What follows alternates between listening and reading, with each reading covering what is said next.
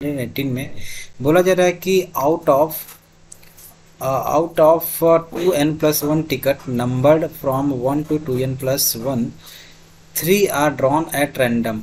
मतलब 2n+1 ticket हैं, उसमें से 3 रैंडमली ड्रॉ किया जा रहा है। The probability that the number on them are in arithmetic progression.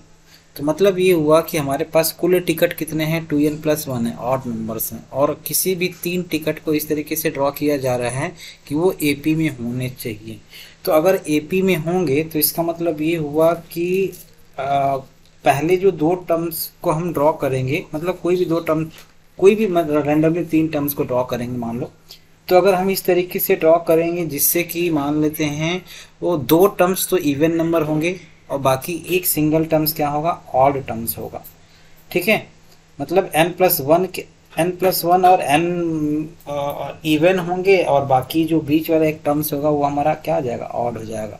तो इसका मतलब ये हुआ कि पहला, और मान लो अगर मैं ऐसे लिखूं कि n+1 में से 2 टर्म्स को ड्रॉ किया जाएगा, है ना, और n में से 2 टर्म्स को ड्रॉ किया जा रहा है, मतलब सिलेक्शन किया जा रहा है, एपी में है क्योंकि, तो एपी में है तो फिर हम लोग एपी वाला कंडीशन अप्लाई कर रहे हैं। टोटल कितना ड्रॉ किया जा रहा है, मतलब जो थर्ड हमसे पूछा क्या जा रहा है कि that the number on them are in AP, तो एपी में होने चाहिए, ये हमसे बोला जा रहा है। तो ये अगर इस कंडीशन के हिसाब से हम लोग बनाएं तो हमारा वैल्यू क्या आ जाएगा, 2n+1 C3 आ जाएगा। मतलब ये हुआ कि हम ऑड टर्म्स में से ये आप ऐसे समझो ना कि b इज इक्वल टू क्या होता है, a+c/2 हो जाता है। तो अगर ये एपी में होंगे तो इसका मतलब ये हुआ कि हम ये भी इवेंट टर्म्स आएगा, ये भी इवेंट टर्म्स आएगा। तो इवेंट टर्म्स हम लोग ड्रॉ कर रहे हैं। अगर फिर इसको अगर हम सॉल्व करेंगे तो ये जो हमारा वैल्यू आएगा वो क्या आएगा, बी वाला आंसर आएगा, 3n/4n² - 1 आ जाएगा। ठीक, सॉल्व कर लेना आप, जैसा भी वैल्यू आएगा। नेक्स्ट क्वेश्चन हमारा दिया हुआ 119। इसमें क्या बोला जा रहा है कि argument of difference of 2 complex number. मतलब ये हुआ कि हमारे पास 2 कॉम्प्लेक्स नंबर z1 है 3+4i और दूसरा कॉम्प्लेक्स नंबर है z2 is equal to -3 - 4i। तो दोनों का डिफरेंस मैंने कैलकुलेट कर लिया और इसी का आर्गुमेंट निकालना। तो डिफरेंस निकालेंगे तो z1 - z2 क्या आ जाएगा, 6+8i आ जाएगा, और इसी का आर्गुमेंट हमको निकालना है। तो आर्गुमेंट ऑफ मान लेते हैं z1 - z2 किसके इक्वल आ जाएगा, 8/tan−1 के, यानी tan−4b/3 के, यानी ऑप्शन नंबर बी के इक्वल आ जाएगा। ठीक, आप इस तरीके से भी समझ सकते हो कि उस क्वेश्चन को मैं नहीं सॉल्व कर रहा हूँ जो थोड़ा लेंदी कैलकुलेशन वाला है। तो वैसे ही जैसे मैंने बार आप लोगों से बोल रहा था कि वैसे क्वेश्चन को आप स्किप कर सकते हो जो क्वेश्चन लेंदी है कैलकुलेशन, बस आपको वही पहचानना है। तो मैं इसलिए बार बार पीईटी के लिए यही चीज़ बोलता हूँ कि आपको क्वेश्चन करने से ज़्यादा छोड़ना आना चाहिए। आप उन ऐसे क्वेश्चंस को छोड़ो जो आपको काफ़ी लेंदी या टाइम टेकिंग प्रोसेस के लिए एप्लीकेबल हो।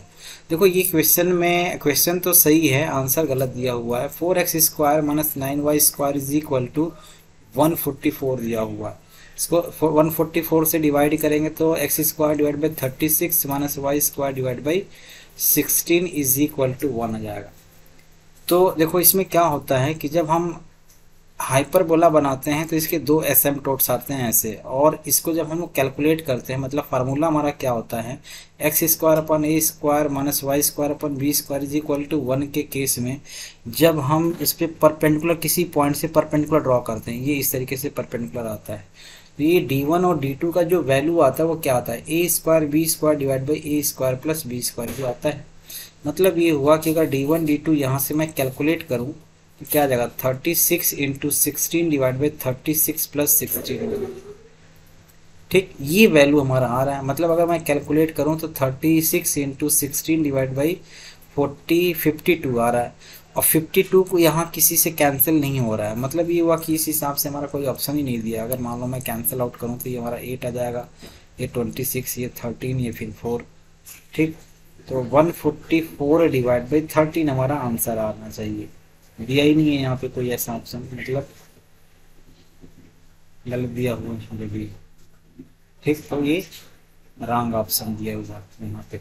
नेक्स्ट 121 में बोला जा रहा है कि the function in the interval 0 to 1। अगर मैं इसका कर्व बनाऊं तो हमारा कुछ ऐसे आएगा, पैराबोला की तरफ अपवर्ड पैराबोला आएगा, और 0 से 1 के बीच में ऐसा इंटरवल आएगा जहाँ पे, मतलब एक और तरीका ये है, या तो आप कर्व बना करके ड्रॉ कर लिया या डिफ्रेंशिएट कर लिया।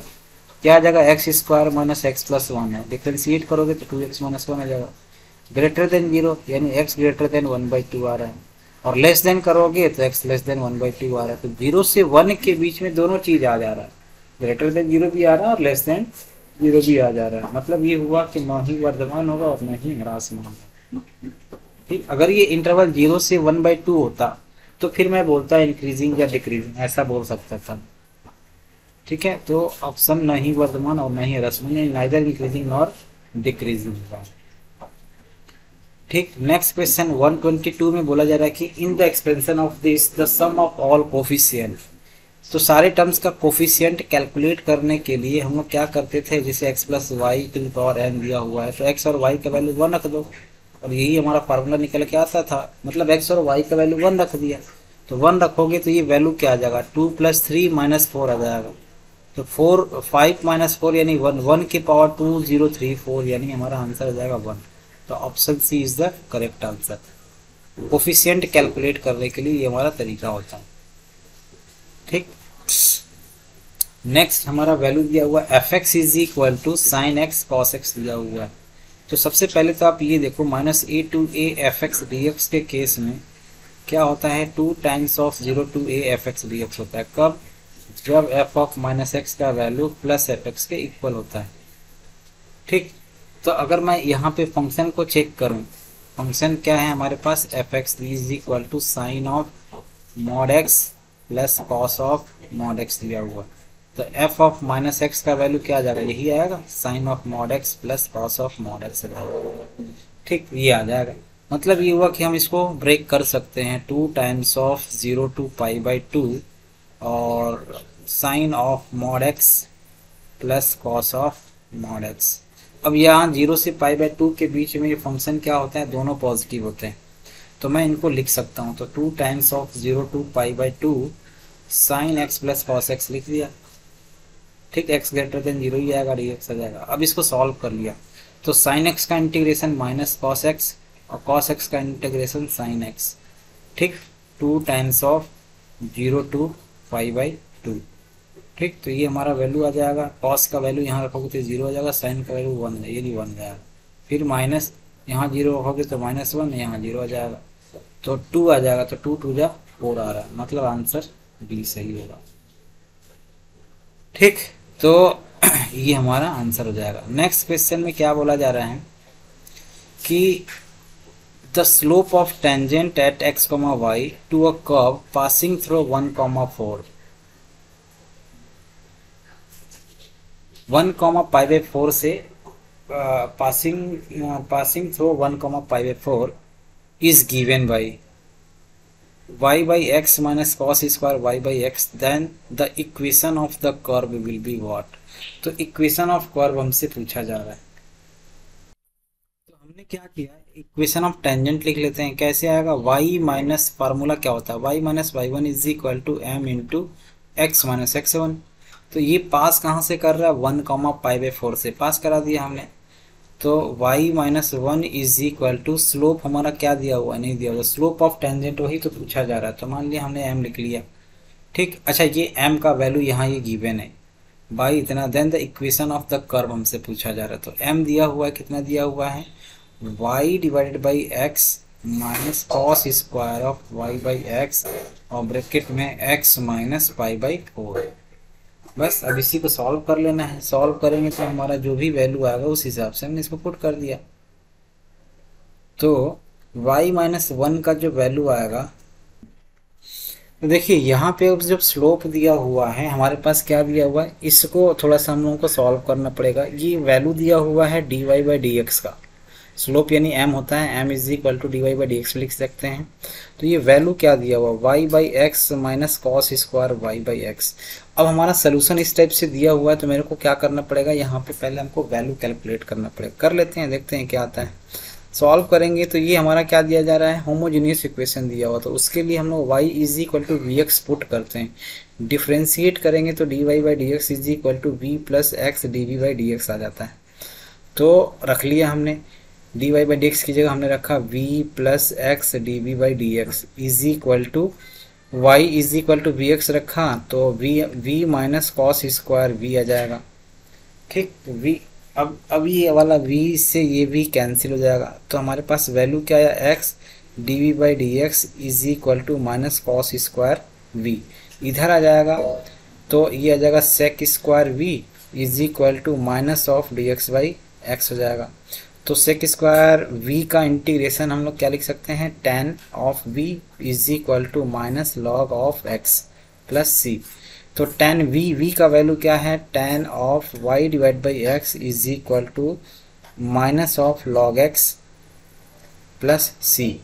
ठीक, फिर वैल्यू हमारा क्या आ जाएगा, देखो अभी ये c की वैल्यू को कैलकुलेट करने के लिए हमको क्या करना पड़ेगा, इसको पास करा देते हैं 1,π/4 से पास करा देते हैं।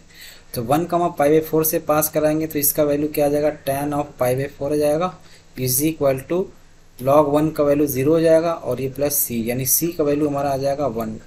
तो मतलब इक्वेशन हमारा देखो क्या आया, tan of y by x is equal to log of minus log x plus 1 हो जाएगा। तो log 1 को हम लोग log e बेस e भी लिख सकते हैं। तो फिर ये हमारा वैल्यू आ जाएगा log ऑफ माइनस ये इसको 1/x लिख लिया plus log e base e लिख लिया। अब ये दोनों को मल्टीप्लाई कर देंगे तो हमारा वैल्यू आ जाएगा log e बेस e है ये, तो मल्टीप्लाई करेंगे तो e डिवाइडेड बाई x हो जाएगा ऐसे, यानी tan of y by x का value tan y by x is equal to log e by x आ गया।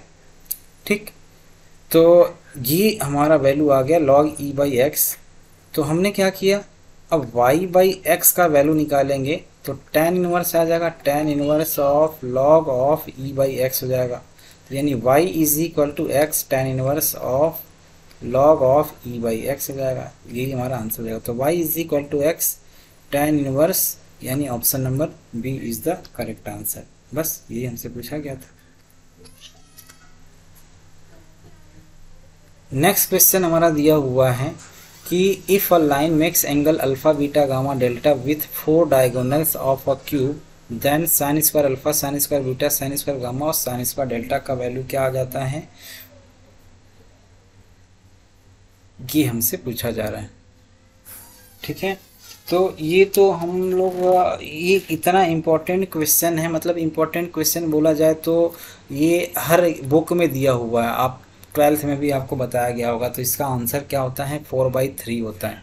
और मैंने भी अपने लेक्चर में हमने क्या किया है, इसको डिस्कस किया इस क्वेश्चन को, तो आप वहाँ से भी जा करके देख सकते हैं 3D वाले चैप्टर्स में। ठीक है, तो इसका आंसर ये हो जाएगा। NCERT में भी आपका ये क्वेश्चन दिया हुआ है। नेक्स्ट क्वेश्चन ये दिया हुआ, the length of perpendicular from the point 1 2 3 to the line. तो इसमें हमको क्या करना है, length of perpendicular find out करना है। तो length of perpendicular find out करने के लिए देखो, एक तो आप फुट ऑफ परपेंडिकुलर का यूज़ कर सकते हो, वो भी तरीका होता है, या आप इसका प्रोजेक्शन वगैरह का भी यूज़ करके कैलकुलेट कर सकते हो। ठीक है, तो प्रोजेक्शन का यूज़ करके भी कैलकुलेट करोगे तो हमारा आंसर क्या आ जाएगा, कई सारे मेथड होते हैं, 2 मेथड होते हैं बेसिकली। तो उसको अगर आप कैलकुलेट करोगे तो फिर हमारा आंसर क्या आ जाएगा, 6 डिवाइड बाई √77 आ जाएगा। ठीक, ये आप इसको कैलकुलेट कर सकते हो। शॉर्टेस्ट डिस्टेंस मतलब कैसे निकालेंगे, यहाँ पे आपने को वैल्यू दिया हुआ है, सॉरी लेंथ ऑफ परपेंडिकुलर दिया हुआ, ये 1 2 और 3 दिया हुआ है, लाइन का इक्वेशन दिया हुआ है, x - 2 divide by 4 is equal to y - 3 divide by 5 is equal to z - 4 divide by 6। ठीक, तो हमको क्या कैलकुलेट करना है, परपेंडिकुलर डिस्टेंस फाइंड आउट करना है यहाँ से।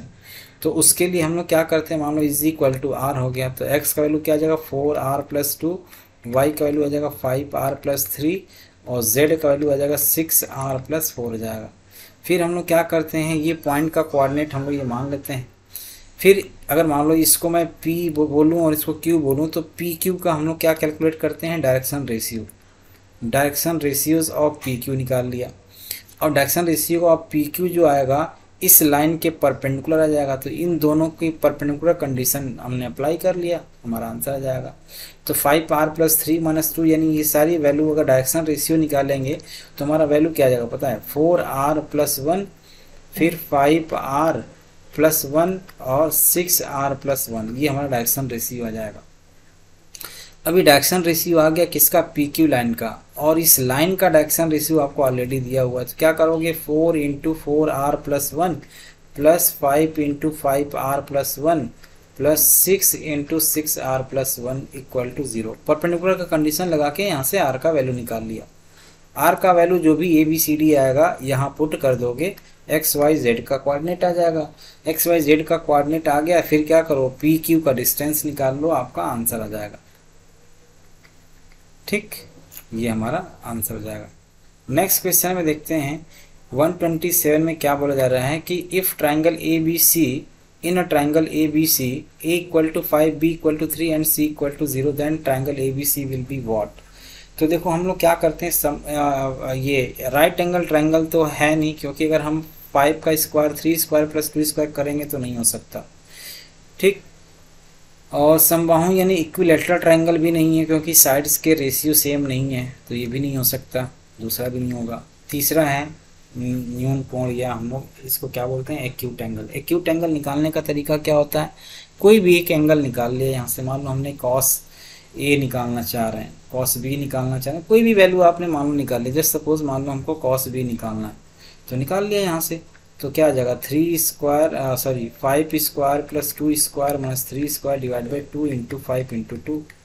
तो ये कैलकुलेट करोगे तो जो कॉस का एंगल आता है ये 0 से π/2 इन पॉजिटिव आना चाहिए, कोई भी एक वैल्यू पॉजिटिव आ जाए, ABC कोई भी पॉजिटिव आ जाएगा। तो अगर ये पॉजिटिव आ रहा है इसका मतलब ये हुआ कि ये एक्यूट एंगल ट्रायंगल होगा, तो बस ऑप्शन C सही है। ठीक, बार कोड, नेक्स्ट क्वेश्चन दिया हुआ है, bar code reader is an device. क्या डिवाइस है, तो हम लोग इसको क्या बोलते हैं, इनपुट डिवाइस बोलेंगे। ठीक है, बार कोड को हम लोग क्या बोलेंगे, इनपुट डिवाइस बोलते हैं। ठीक, नेक्स्ट क्वेश्चन,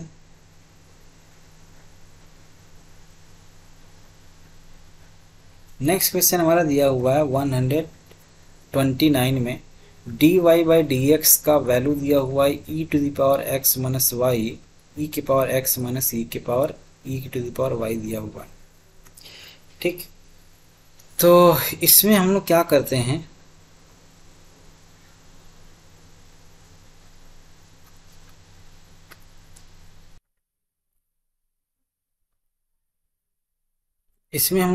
हैं, इसको मल्टीप्लाई कर दिया मान लो, तो dy/dx = क्या आ जाएगा, e⁻x और फिर e⁻x - e⁻y, और यहाँ क्या आ जाएगा, e⁻x e⁻−y और e⁻+y।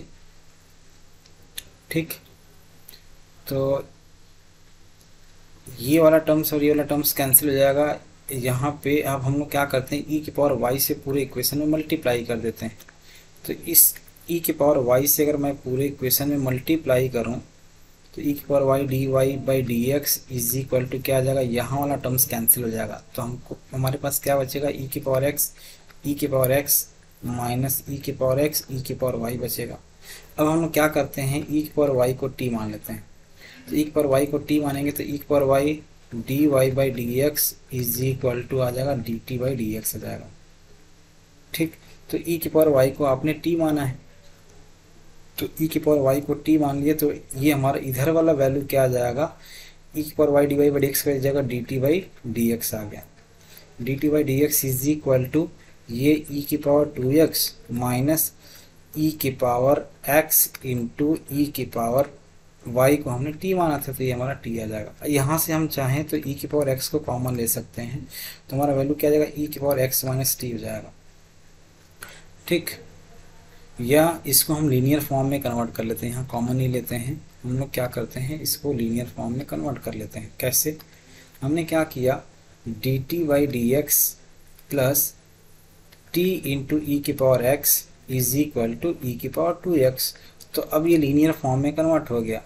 लीनियर फॉर्म में कन्वर्ट होने का मतलब p इंटीग्रेटिंग फैक्टर p का वैल्यू क्या आ जाएगा, p का वैल्यू आ जा रहा है e⁻x। ठीक, और q का वैल्यू क्या आ जाएगा, q का वैल्यू e की पावर 2x आ जा रहा है।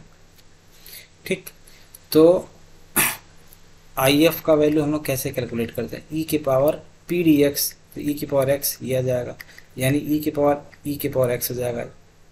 ठीक, e की पावर x। तो सोल्यूशन लिख लेते हैं, y इंटू आई एफ होता है, y की वैल्यू क्या है, t है, तो t इंटू ई के power x is equal to q into I F, e के पावर 2x इंटू ई के power x into d x plus c. तो ये हमारा वैल्यू आ जाएगा इस तरीके से। अगर मान लो फिर अब इसको हम लोग क्या करते हैं, कैलकुलेट कर लेते हैं। t का वैल्यू हमने क्या माना था, e की पावर y माना था, तो e के power x into Y is equal to क्या आ जाएगा, यहाँ पे अगर हम इसको कैलकुलेट करते हैं, e की पावर x को t मानते हैं, तो ये हमारा वैल्यू कुछ ऐसे आ जाएगा, e की पावर x का, यानी ये आ जाएगा t स्क्वायर और e की पावर t और ये dt हो जाएगा। मतलब हम t मान रहे हैं, मतलब t या p मान लो, चलो p मान लिया क्योंकि t आप पहले ही ले चुके थे, तो p मान लिया, ये dp हो जाएगा। अब हमको क्या करना पड़ेगा, इसको इंटीग्रेट करना पड़ेगा। कैसे इंटीग्रेट करेंगे, ये फर्स्ट फंक्शन मान लेंगे, तो फर्स्ट इंटू सेकेंड का integration p square, first into second का इंटीग्रेशन माइनस फर्स्ट का डिफ्रेंसिएशन और सेकेंड का इंटीग्रेशन e के पावर p dp। ठीक, फिर उसके बाद हमने क्या कर लिया, e के पावर p स्क्वायर माइनस 2, फिर से इसको फर्स्ट इंटू सेकेंड का इंटीग्रेशन माइनस फर्स्ट का डिफ्रेंसिएशन सेकेंड का इंटीग्रेशन, यही आ जाएगा। तो मतलब e के power p into P square minus 2p(x) plus 2p e के पावर p, ये वैल्यू आ जाएगा। अब p का वैल्यू हमने क्या लिया है, p का वैल्यू लिया है e के पावर x, तो ये आ जाएगा e के पावर 2x और फिर e के पावर x माइनस 2e के पावर x और प्लस 2e के पावर x, ये ऐसे कुछ वैल्यू आ जाएगा। और यहाँ क्या है, e के पावर x इंटू वाई।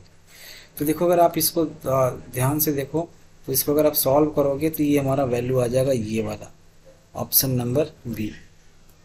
ठीक है, इसको सॉल्व करेंगे तो ये हमारा वैल्यू आ जाएगा ऑप्शन नंबर बी। ठीक,